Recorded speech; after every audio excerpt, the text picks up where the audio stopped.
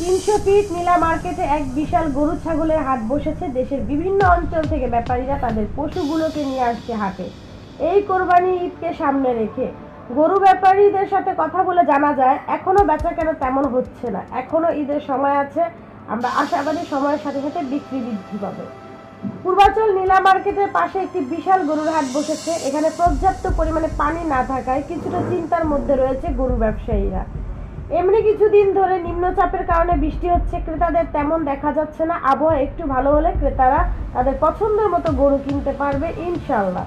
এবং এখনো ঈদের সময় রয়েছে, গরু বিক্রি হলে আমরা হাসি খুশি মুখে বাড়িতে ফিরতে পারবো, সহপরিবার নিয়ে ঈদ ভালো করে কাটাতে পারবো। গরু বিক্রেতাদের বক্তব্য। তথ্যচিত্রে কণা আক্তার বন্যা।